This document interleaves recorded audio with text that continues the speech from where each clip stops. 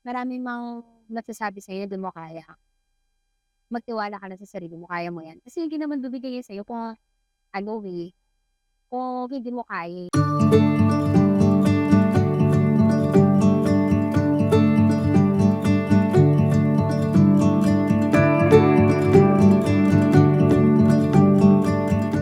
Bilang isang creative professional, utak ang pinakagamit na gamit sa lahat ng organs dahil ito ang ginagamit sa pag-iisip ng concept para sa isang poster o kaya naman sa pag-iisip ng strategiya kung paano matatapos ang isang proyekto ng pulido. Pero paano kung ikaw ay may depresyon? Paano mo haharapin ang mga katakot-takot na deadlines? Minsan nang nagkaroon ng low moment si Dane, pero bilang isang millennial digital designer from Taytay Rizal, hindi ito naging dahilan upang sumuko na siya kaagad. Na nasa depression mode ako na.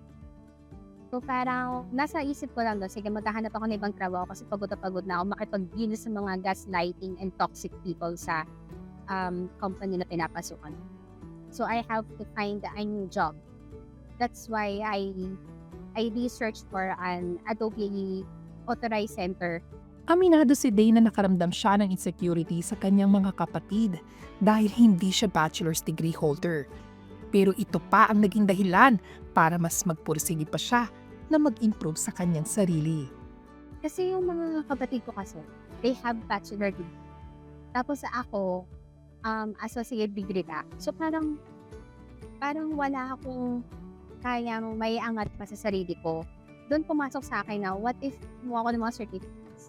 Kalaunan ay nagbunga ang kanyang effort sa pagkuha ng mga certificates.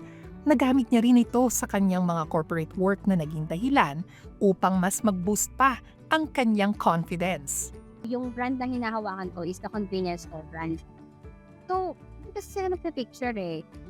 So, alam mo yung they asked me, "Ding, can you ano, um, can you make this chicken na may sauce?" So, ako parang ano, siguro mga 1 seconds naghang ako dun. Dahil, seryoso ka ba sa mga tanong mo? Magic na naman ako, lang na magme-meditate na lang ako dito sa harapan ninyo. So, sabi ko, "Sige saglit, pag-iisipan ko muna kung kaya ko ba 'yan, titignan ko muna." Gano'n. Tapos sabi ko, try ko nga. Tinrinay ko ng mga bagay-bagay sa mga Photoshop kung kaya ba. Buti naman sa awa ng Diyos, nagawa ko pala. Kasi 'pag uma-attend ka ng workshop talaga, mas lalo nabu-boost yung confidence mo. Tapos ngayon napansin ko nun, eh, nung first time na nag-attend ako ng workshop, nakaka-boost siya ng confidence. Tapos parang hindi mo na na-underestimate yung sarili. Sa mga kwento ni Dane, makikita natin na mas magiging persevering ang isang tao sa tuwing may mga challenges. Nakita natin na gumawa siya ng paraan para mas makaalis sa low moments niya.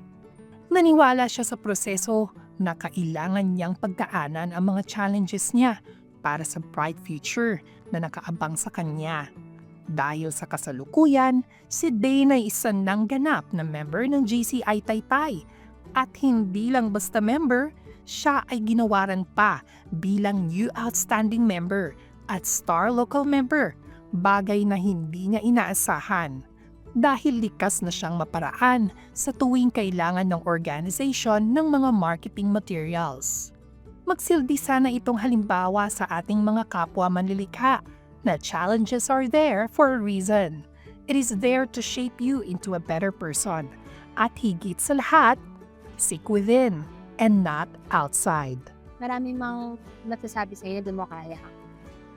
Magtiwala ka lang sa sarili mo, kaya mo 'yan. Kasi hindi naman bibigay 'yan sa'yo kung ano, kung hindi mo kaya, eh. Kasi kaya 'yan binibigay sa'yo, ibig sabihin may ibibigay sa'yo na mas malaki.